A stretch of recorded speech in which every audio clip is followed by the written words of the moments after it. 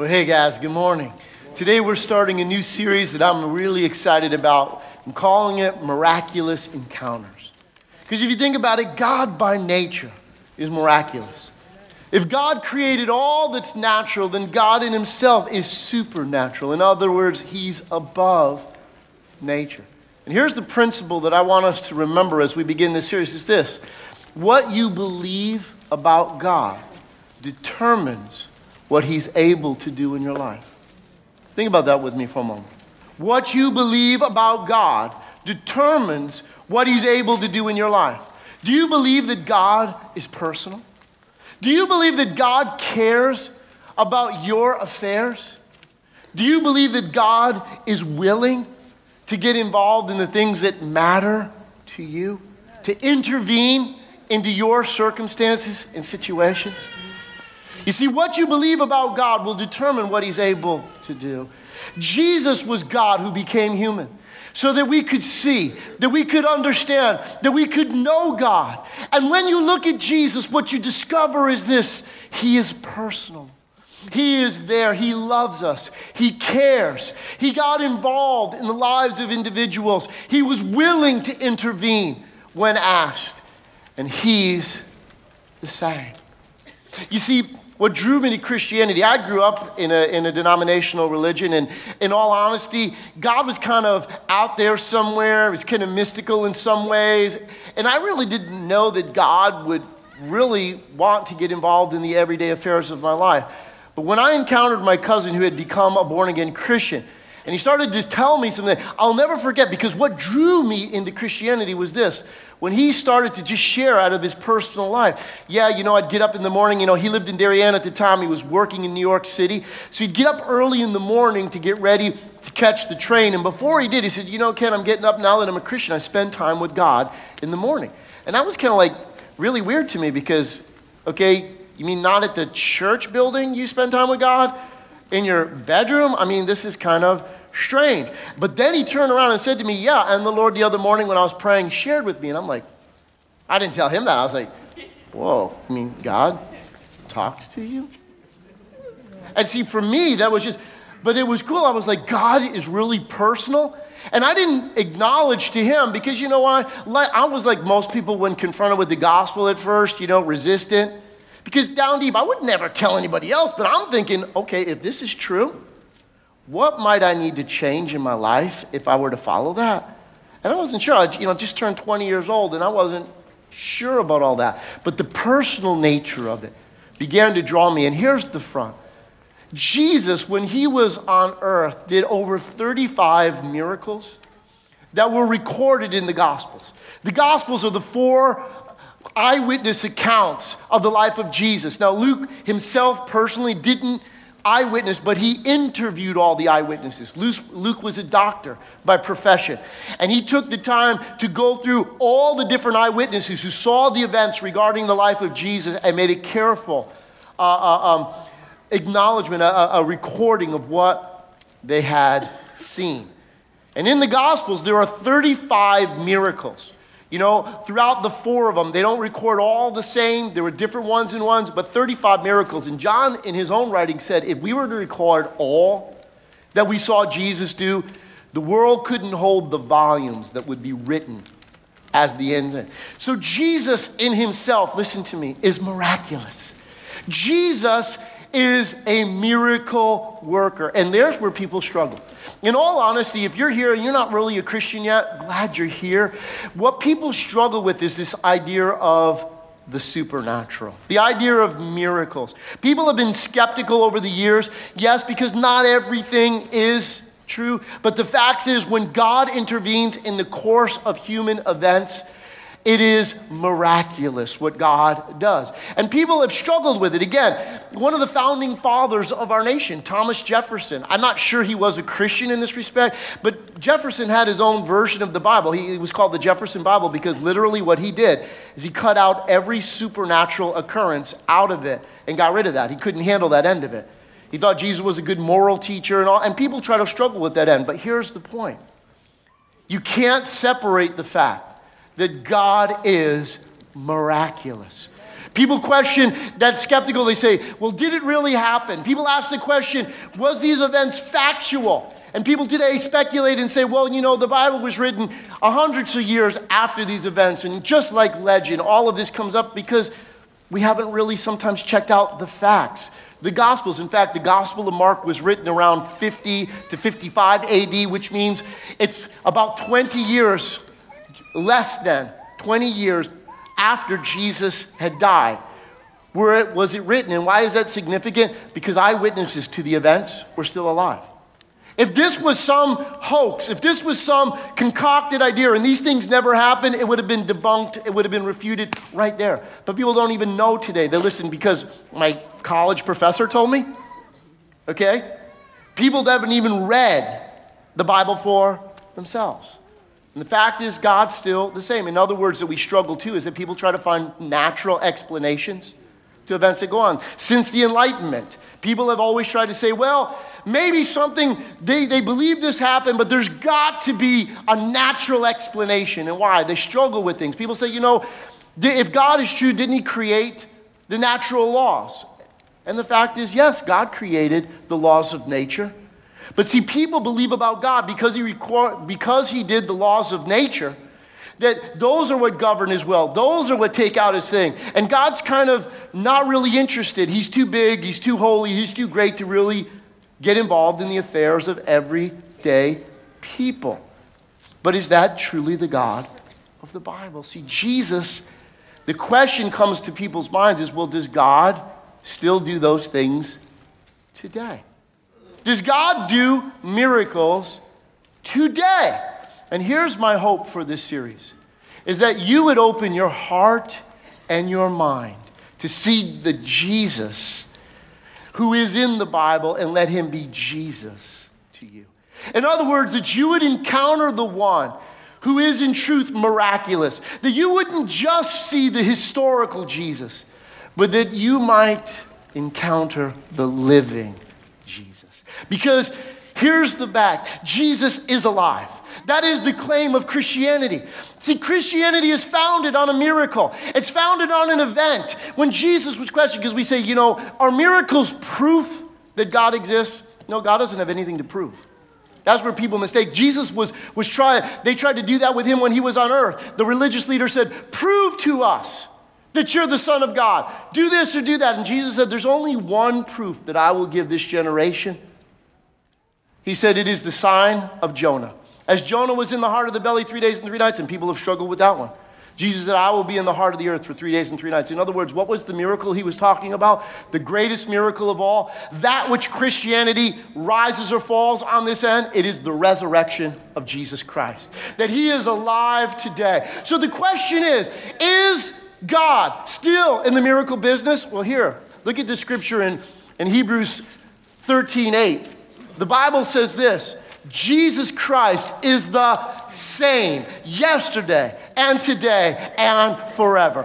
And therefore, you and I need to recognize that's what my heart desires, is that you would encounter the same Jesus today that has always been the same. And you will find that he is still loving, he is still caring, and he is still willing to intervene, yes, into your affairs, the things that matter to you. As we look and read and study through this end, we're going to look at miracles that happened in the lives of individuals in the Bible. But my intent is not just that we look at what happened historically, but with a broader understanding that if Jesus really hasn't changed, then he's willing to do today for you in your life what he was willing to do then, because he's the same. He is miraculous, and he's willing to intervene in your affairs. In fact, if you have a Bible today, I want you to turn in your Bible to the book of John. Again, if you're new to Bible reading, the first 4 books of the New Testament, find the New Testament, they are the accounts. They are the handwritten accounts of those individuals that witnessed the events that happened in the life of Jesus, written by 4 different individuals, Matthew, Mark, Luke, and John. John, who was a fisherman by trade, encountered Jesus and found that he was like no one that he had ever experienced before, and he became a follower of Jesus. In fact, interesting about John, John probably, out of all the human beings that interacted with Jesus when he was here on earth, John became the closest to him, the most intimate, who understood him the best. He really pressed in to know Jesus in a way like most of the others really didn't. And so therefore, when John was older and wrote down the remembrances of all the things that he encountered and experienced with Jesus, his writings are so unique in those ends because of the insight into Jesus on that front. But listen, John is about to record, and we're going to look in John chapter 2. We're going to look at the very first miracle that's recorded in the ministry or in the life of Jesus. Now, as you're there, listen, let me kind of set it up for you, because the fascinating reality to this miracle is that this miracle wasn't about life or death. This miracle wasn't about somebody sick or some tragedy that had occurred. Jesus intervened into a very personal and private matter to cause the individual to avoid shame and embarrassment. Now, in a culture of honor and shame, it was a big deal. But to the individual that Jesus benefited, this miracle wasn't a big public thing. Jesus didn't do this. And in fact, most of the people that benefited from the miracle that he did didn't even know a miracle had even happened. Jesus didn't do this in some fashion. In fact, that's what I want you to know. Here's my word of caution. Miracles from God are never an account to try to prove that he is. Okay? That's foolish. God has nothing to prove. The Bible says the fool has said in his heart there is no God. Because the question is this: the only true intelligent position would be an agnostic, which means I just don't know. Because until you can tell me where did everything come from, even if you're a believer in the Big Bang, well, where's the stuff that bang come from? The bottom line is this: it all begins with a point of faith. You either believe God created everything that there is, or come up with some plausible explanation as to where it all showed up from. That's what we struggle with. It always comes back to a matter of faith. God never, in essence, tries to prove it. In fact, Jesus, again, he was trying to be pulled into that ring. People investigate it. Miracles are not what cause unbelievers to turn into believers. Do you understand that? It didn't happen in Jesus' miracle ministry, because when Jesus healed a man who was born blind, the religious leaders examined him. They talked to him. They wanted to know, how did it happen? They wanted to know. They kept, are you really blind? No, I don't know if you were really blind. Maybe you were just pretending you were blind. Let's talk to his parents. They went through all of it, and guess what ended up happening in the end? Nothing. They didn't believe anything anymore. All he said was, listen, guys, you want me to explain? I can't explain. It's supernatural. I was blind, now I see. That's what I know. And that's what the feeling is. When God moves, in fact, if you're scientific, I don't want to insult anybody. Here's the deal. Even in science, can I help you with something? The Bible said the hidden things of God are clearly understood by the things God created. Okay? In science, all of materiality that we have, all that's around us, can break into three elements. Okay? There's time, space, and matter. And in those realities, okay, God's signature is on everything. People struggle with the idea of, or the concept of the Trinity. Well, you know, there is one time, but there's past, present, and future, but yet one time. Okay? So how can God be Father, Son, Holy? You know, there is two space, length, depth, and width, but yet one space. And to matter, there's energy, motion, and listen, here's the one I want to talk to you about, phenomena. Phenomena in a science reality is that we don't have an answer for it. Something happened, yes, we can see. Something happened. We don't know what happened. They try to find natural explanations, and there is just times when, guess what? You don't have an answer. That's a scientific reality. And so I would say to you, the reality of the miracles is anytime God intervenes in it. In fact, the word miracles, let me help you with this. I put this in your notes. The dictionary definition of miracles is this: a miracle is, in effect, an extraordinary event in the physical world that surpasses all known human or natural powers and is ascribed to a supernatural cause. That's how people, that's why people struggle with it, because I have to have an answer. That's the problem, is this: we can't believe in anything that I can't prove. Okay, and who are we? Seriously, you think about that. I mean, that's hard for us to admit, but we are very, very limited as human beings. But here's the definition of miracle that I'm going to use. I wrote this definition for the sake of this series that I'm doing. But a miracle is a divine intervention in the ordinary course of human affairs. Whenever God does something in the life of a human being, it's miraculous. Because it's God intervening into the normal course of human affairs. And therefore, what happens can only be explained one way. Maybe not to the general public as a whole, but we know that was miraculous. God moved. God did something that wouldn't have happened if God hadn't done it. That's a miracle. That's what I want you to experience. So in John chapter 2, the very first miracle happens at a celebration. It happens at a wedding feast. Follow along with me. John chapter 2 and verse 1 says this. John was writing this account. It says, on the third day. Amazing how many times people debate just what that meant. But you see, John met Jesus not in Galilee. He met him down in the Judea area, in Judea, when Jesus had been baptized by John the Baptist. John, with Andrew, was one who had followed Jesus and went home. He went to where Jesus was staying and spent a day with him. And that's when he was like, man, this guy's like nobody else. I want to follow him. So John started to follow Jesus, and so he followed him back into Galilee. John was originally from Capernaum, a fishing village. He was by trade. But he went back with Jesus, and when they were back, a wedding took place. Now notice this, in Cana in Galilee. Now, Jesus grew up in what city? How many Bible scholars we have here? What city did Jesus grow up in?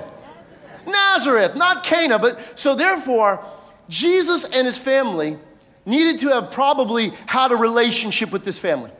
Because in the day, weddings, this is how a wedding occurred in the culture that Jesus grew up in.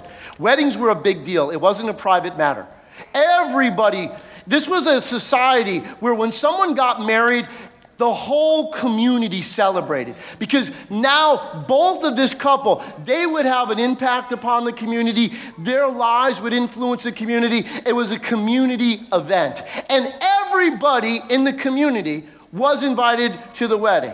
So you're going to have to pony up some big bucks, okay? Because everybody, and here's the deal, the feast that they would celebrate wouldn't go one day. It would normally go 7 days. So you think about all the wedding planning goes down just to prepare for a few hours on a Saturday? Imagine having to plan for 7 days. Okay? We just had, 10 smelly boys over for my son's birthday party this weekend, and just trying to plan out having enough food for teenagers to eat is hard enough. So think about trying to invite and give enough to have guests. So in this wedding that Jesus, and here, in this culture, hospitality was an honor. So not only was Jesus and his family invited, but now Jesus and his posse. His disciples were like, hey, bring the guys along, because that was hospitality. So they were all invited. And so on the third day, a wedding took place in Cana in Galilee, and Jesus' mother was there, and Jesus and his disciples had also been invited to the wedding. Okay, wow, I don't even know the bride and groom, but hey, we're going to a party, okay. Now verse 3. And when the wine was gone, Jesus' mother said to him, they have no more wine. Now watch. Mary had to have known this couple closely. Why would I say that? Because you know how family is. When people, close friends and family usually get involved in helping serve. Okay? I don't know about you. I grew up in an Italian household that just kind of goes along with it. And a sin in an Italian household is to run out of food. Okay, I could never even imagine that, okay? The trade word we call it in Italians is abbondanza. You gotta have enough. I was raised my mom, they would die if there wasn't enough food. And it absolutely astounds me because there was always so much. You could be full and they're still feeding you, okay? But I remember when I met my wife and I went with her to one of her family affairs, and we were all eating, and they had enough food and everybody had gone through, and then after we had eaten, I was like, well, is there any more? And my wife looked at me like I was strange. Like, what are you talking about? Everybody's eating. I'm like, oh, wow, you just made enough for everybody to have one time through? It was so foreign to my understanding. I was like, what? Okay? And so Mary was privy to some private information. Why? Because the bride and groom didn't know this. The master of the feast didn't know this. The only ones who knew were the servants. We're out of wine. Huge faux pas, huge embarrassment, huge shame. And so what does Mary do? She said, whoa, whoa, whoa, whoa, whoa. Let me see if I can do something about this. Don't say anybody yet. Let me see if I can do something about it. Like most moms, they always try to figure it out, okay? So what happens? Wine was gone. Jesus' mother said to him, they have no more wine. And look at how he responded. Woman. No, stop for a moment. Okay? Yo, young people, this isn't your, if they start calling mom or dad, woman or man, okay? No, in that day, okay, that was not an offensive way to respond. It's be like we say today, madam or all. But Jesus was helping Mary to recognize, okay, remember why I came. Remember your part, okay? Woman, remember this. You don't call my ministry, my Father in heaven is the one I need to respond to, okay? He was reminding her of something. Because listen, think about this with Mary's point of view. Mary had grown up, now it's been 30 years, okay? She had lived under a huge cloud of shame. Why do I say that? Because only Mary and her husband believed that Jesus was conceived by the Holy Spirit in her womb. Everybody in their family and everybody in their village believed that they messed around before they tied the knot. Okay? They were engaged and they couldn't hold their hormones in check. So she got a bun in the oven before the day came. That's what everybody in that community believed. And she had wanted to be vindicated. Think about living with that for 30 years. Because nobody, God impregnated me. Imagine if your kid came home and said, Mom, guess what? Right? They lived under that end. Okay? And so Mary, she's wanting, is this the day? Maybe this is the time. We don't know why Mary did. We can speculate. We don't know, but we know this. She knew coming to Jesus, he could offer help. And he said, woman, why do you involve me? In other words, not having enough wine. Is this really? Come on. Is this what it's about? And he reminds her of his mission. Jesus replied, my hour has not yet come. Jesus reminded her, because when Jesus talked about my hour, when you read the book of John, what you discover is this. He's always referring his hour to the time of his death and his resurrection. That's why he came. He was like going, what does this have to do with my mission? They ran out of wine. How does this impact the mission, why I'm here? My hour has not yet come. But he wasn't, listen to me, he wasn't offended by her request. Why? Because he responds to it. Because look what happens. And Mary leaves that and she says, his mother said to the servants, do whatever he tells you. Why did she say that? She learned something over the years. She lived with him for 30 years. Doing what Jesus said tended to be the wise thing to do. It usually worked out. And so she says to these servants, listen, do whatever he tells you to do. And then she goes, because you know what? She has no idea what he's going to do. And those servants have no idea what. Now, we've maybe read this before, so we already know the end of the story. But nobody there knew what he would do. Nobody there understood the impact and how he might respond to this. So watch, I want you to catch that thought, because look at what he says.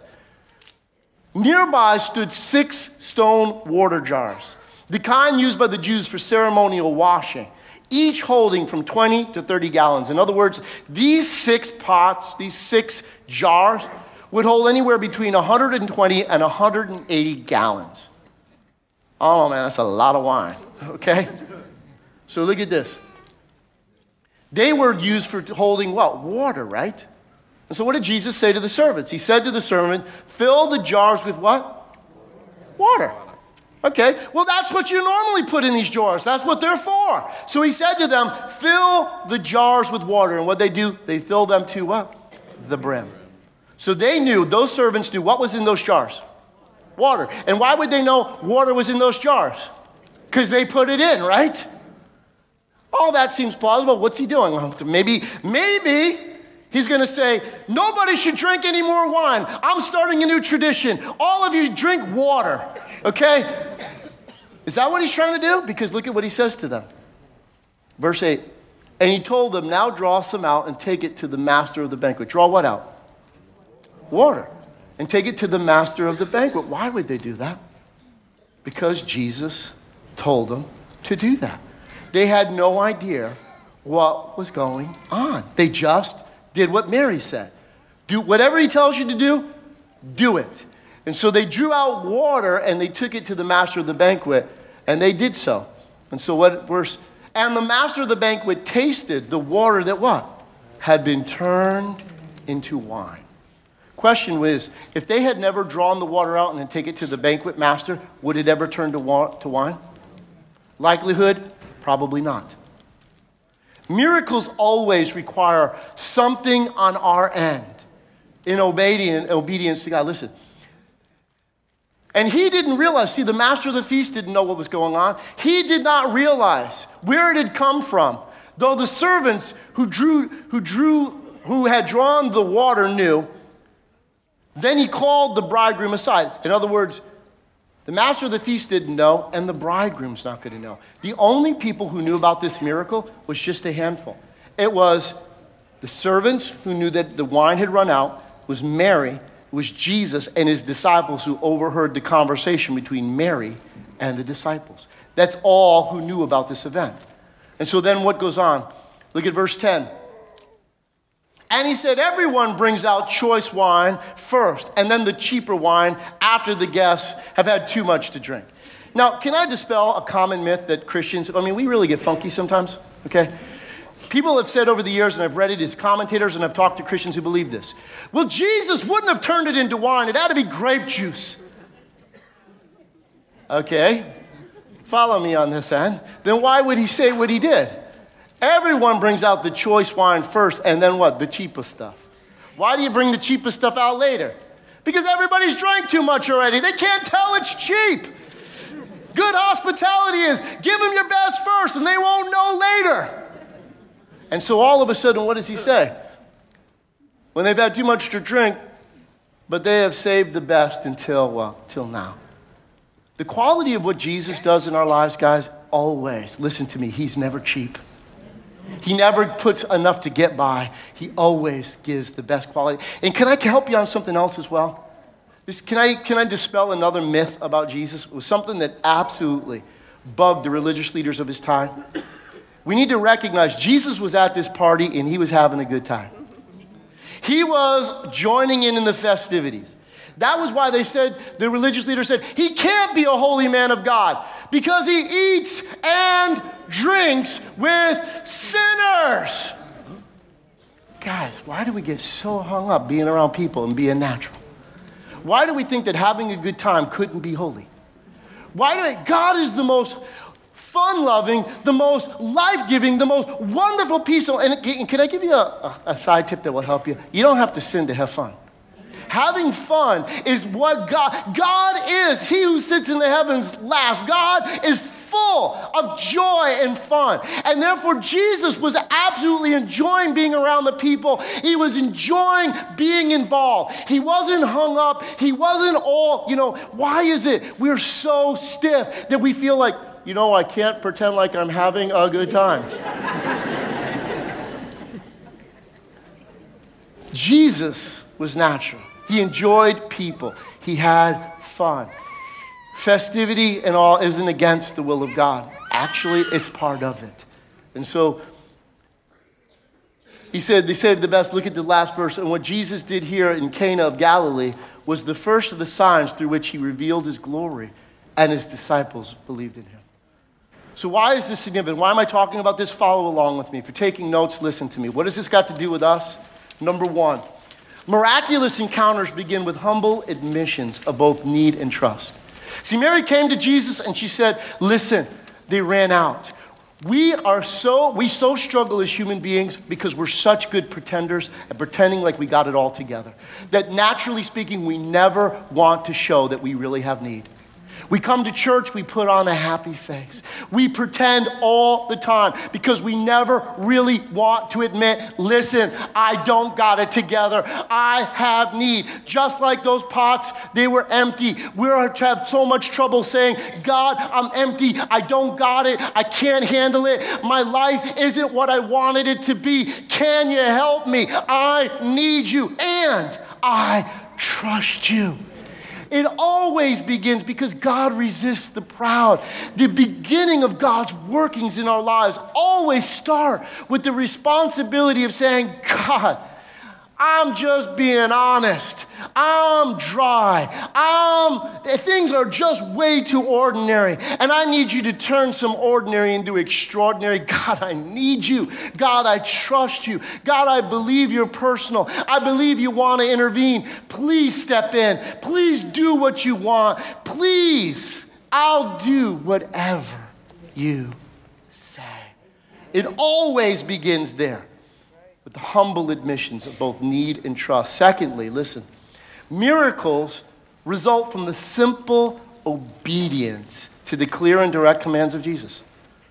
You know, I've been studying this for a lot of years, and every miracle in the Bible, you will find this. It always resulted because of one simple thing.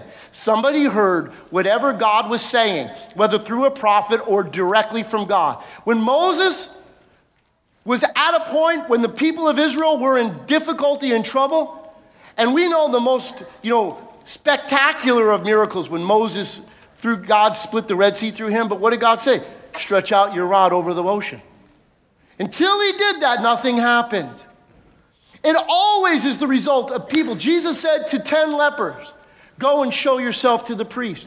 It wasn't until they left. It wasn't until they went and did what he told them to do. See, miracles happen by simple obedience to the clear and direct commands of Jesus. The question is this: are you willing to do what he asks you to do without questioning? Because do you know what circumvents miracles from happening? Do you know what short circuits the system tree? Is this right here. Our head gets involved. We start second guessing it. We start questioning it. We go halfway and then we get upset. See, the question is not if God will, the issue is, will you do what he says to do without questioning? In other words, people say, well, I'll believe it if he does it. It's not until you do it that you will see it. It always requires obedience to the simple and direct commands of Jesus. It has always been in that fashion. In other words, today, because Jesus turned, listen to me, he turned water into wine. He changed the quality of something into something that it miraculously became something different than it was. What might Jesus be able to do in your life today? What quality might he change your life if you were willing to do exactly what he said for you to do? What might your marriage look like if you obeyed the clear and direct commands of Jesus? What might your relationships look like? What might your workplace look like? What might God be able to do in your life if you were today simply, without question, to do the clear and direct commands of Jesus? To do what he said without questioning, without wondering, not going halfway, not wondering, not the debate. See, the problem is if you sit and debate it, if you sit, the miraculous passes you by and you don't get in on it. It always requires hear and obey. Do what I say. Believe that I am who I say I am. When you do that, I am allowed to get involved because, in other words, let me deal with the situation. Because you know what our problem is? We attempt to dictate to God what needs to be done. And that also short circuits the system because you know what? Last time I checked, God hasn't needed any help being God.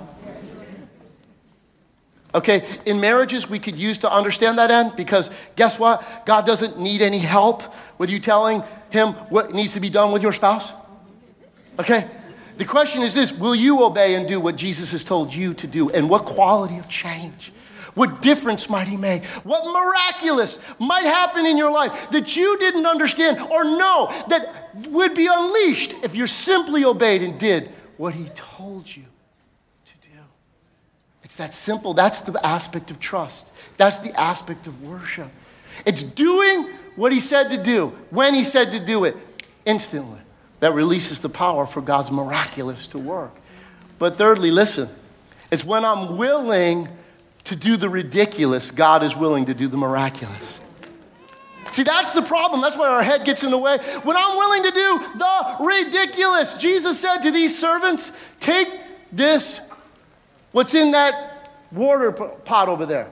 Take some of it to the master of the feast. That seemed ridiculous. Why would I do that? It's water. I know it's water. I put the water in there. Why would I want to take water? Are you changing our customs? Are you saying it's wrong to drink wine and now only water? See, as long as you question, see, whatever the Bible miracle was, it always required. When a woman came to Elisha the prophet and said, hey, listen, my husband, a prophet who's dead now, his creditors have come, and they want to take my children into indentured servitude. They want to sell my home, all my possessions, and put us into servanthood. What can I do? And he said, what do you got? Well, I have a small bottle of oil at home. Go and borrow vessels. Go and borrow containers from your neighbors and everybody that you know. Get as many as you can. That seemed ridiculous. What am I going to do with those? How's that going to help me? But you see, she went and did it, and the oil kept pouring till every vessel was full. And when every vessel was full, then the miracle stopped. The fact is, God always works in that fashion. Think about how ridiculous this is. Jesus walks up to a man who has never walked in his life, and he turns and looks at him and says, rise to your feet, take up your mat, and walk home. Now, we all read the end of the story. Of course that makes sense. If you were sitting there and you never walked, you'd probably be insulted. You'd probably think, he's making fun of me. In fact, Jesus' miracles always amaze me. It always, I was thinking about this morning. I'm like, man, he always spit on blind people.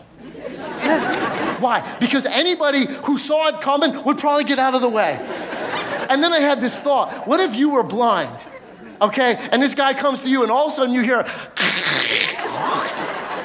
and then something wet hits you, wouldn't you be freaking out? The fact is, when I'm willing to do the ridiculous, God is ready to do the miraculous because he's God. He purposely attempts to say, you know what? You are so much trying to do my job. Don't try to figure me out. I am bigger. I'm smarter than you are. Just let me do my job. All you need to do is believe. We struggle with that end, right? But when I'm willing to do the miraculous, I'm willing to do the ridiculous, God is ready to do the miraculous. But listen, can I help you? Do it because God said it. See, that's where we struggle. Can I help you? I'm going to take a side note for a moment because we talk about biblical miracles. Here's the deal.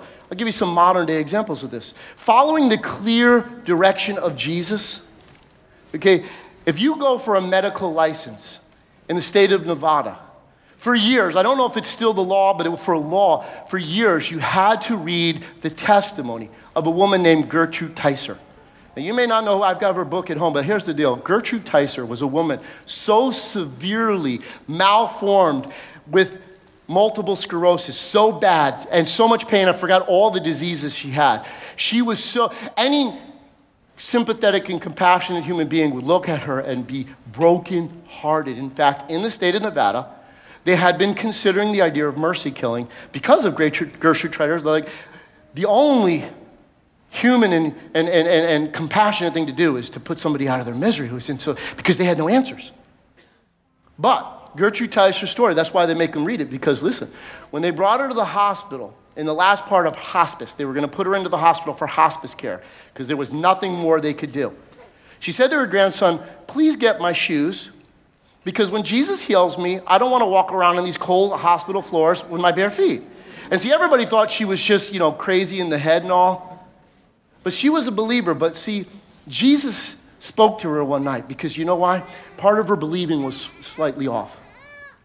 And Jesus gave her a direct and clear instruction. He told her, this is where you're off. You need to do this. In a moment that she did that, see, the testimony that was written about this, when her bones started popping and cracking and going back into place, she said, Jesus showed up in my room, but all of the patients on her floor woke up because the sound of what God was doing. And then here was this woman, so deformed, so absolutely beyond medical care, perfectly and totally healed. They couldn't explain it. They didn't know what to do. So they said every doctor, every person going for a medical license needed to read this because when you think something, there's stuff beyond what we know. And if you think miracles are what cause people to believe, there was an orderly. In her story, there was a guy there that was an atheist. He didn't believe. In fact, he used to make fun of her because of her faith. When she got healed, she went and saw him. She said, look what Jesus did. And you know what he did when she walked into the room where he was? He's an adult and with a degree. But you know what he did? he literally put his hands over his ears, closed his eyes, and said, Gertrude, get out of here. I refuse to believe. You think miracles are what? No, miracles are not. Miracles are not what causes people to believe. They are what support and strengthens what people already believe. Do you understand me on that end? Please understand. God doesn't do miracles to prove anything. God does miracles because he cares, and they're the evidence that he intervened. Because God is miraculous. In fact, there was a man I grew up listening to for years. His name was Kenneth E. Hagin. He had 4 incurable heart diseases. He was bedfast for 18 months. Hadn't got out of his bed, was reading his Bible, and couldn't get past the chapter in Mark, chapter 11. And he started to believe God, if you're really true, if your word is true. And he got to this point with one morning. He said, God, I believe I have received. And the Lord said to him, well, sick people are not in bed at 11 o'clock in the morning. If you believe that, get out of bed. Now, did that seem ridiculous? If you hadn't gotten out of bed in 18 months? But do you know what? You see, it wasn't he got healed and then he got out of bed. He started to work to get out of bed. And when he told the testimony of it, he said, as he pushed his leg off, as he did all, then God's power began to work in him. And today, okay, his story, he lived, some 60 some odd years after all those events. He went home, I don't think it was like 88 or something. I'm trying to remember how old he was, but it doesn't matter. But listen, bottom line is he lived the rest of his life free from that situation. Why? Because he heard what Jesus said and he did it.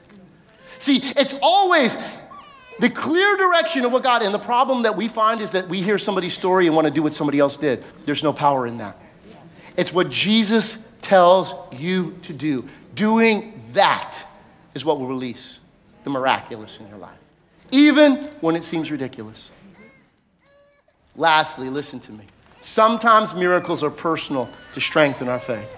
Sometimes God shows up in ways and does things for us that, guess what? It's not important what anybody else thinks. In fact, God's not doing it in our life to try to convince anybody else. Your spouse, your mama, your girlfriend, your uncle, or anybody in your workplace. God doesn't do miracles to try to get them to believe. God does miracles because he cares about you. You're not a pawn in the game. You're a prize to God. You matter to God. And that's why I said what you believe will determine what God is able to do in your life, because when you believe God cares, when you believe that God is interested in the affairs of my life, because in that wedding, what eternal value did that have?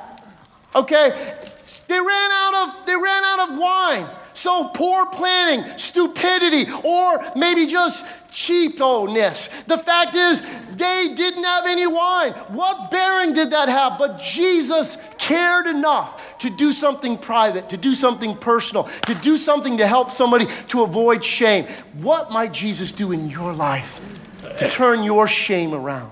To turn your situations around, to change your water into wine, to miraculously change and transform the events of your life, because God is willing. He's just as willing today as he has always been, but it's what we believe, it's what we allow, it's what we open our hearts to him to say, yes, I will do what you say, even when I don't understand it.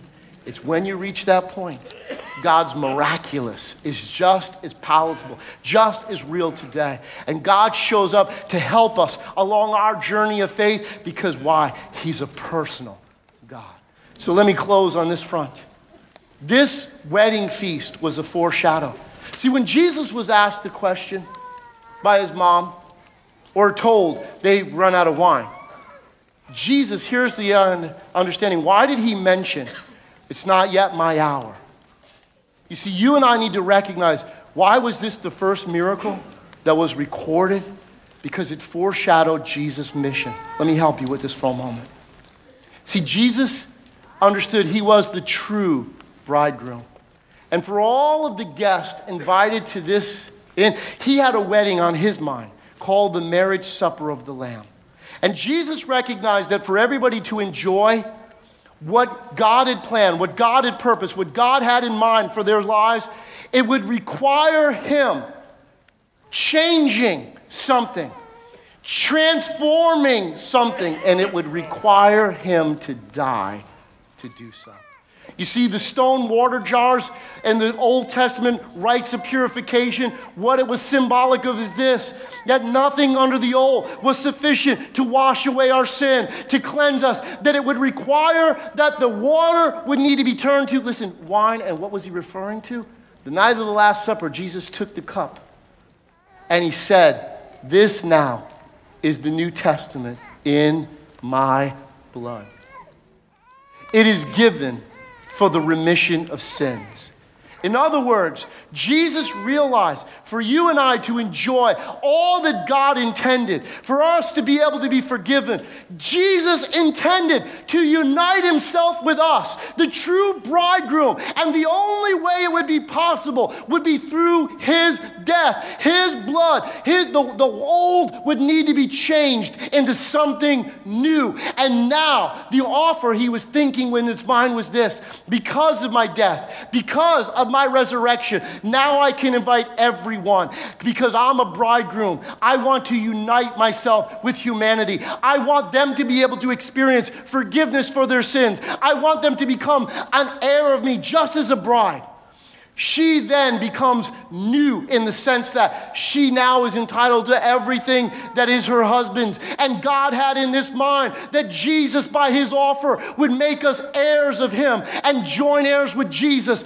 Just like a bride would be taken to a new home, Jesus came to secure an eternal home for us and a joy and festivity that he intended we would all be able to experience because of a miracle that he would do. This is what he had on his mind. When his mom said, can you do something about it? He said, my hour hasn't come, because that's my mission. That's why I'm here. I came that the eternal joy of a wedding facility would happen not just for a week, but for eternity to all who believe, all who entrust themselves. And so listen to me here. Jesus, just like a groom. How does a wedding happen? Somebody makes an offer, but yet the free will of another individual. No wedding occurs until someone says, yes, I believe you love me. I believe you want to unite your life with me. I believe, and when a couple gets married, we refer to them as new because why? To become one. They don't cease to be who they were, but their life takes on a new dimension. And if you can understand that analogy, the Bible describes that a Christian with Christ is like a husband with a wife. Because our lives become united with his. He secures for us our future.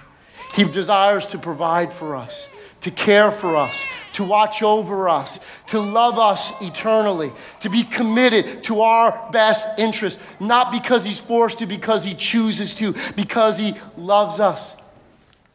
And so listen today, to every one of us that are in this room today, the offer of Christ stands secure in this regard, that his desire to unite his life with you, personally and individual, is just as valid today as it ever has been.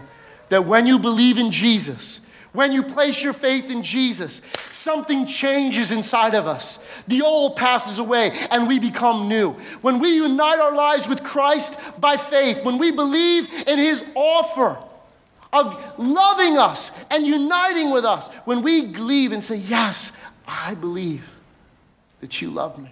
I believe you died for me. That when we place our faith there, just like a marriage, a union takes place. Something holy, something sacred, something from God that guarantees eternity and happiness and joy.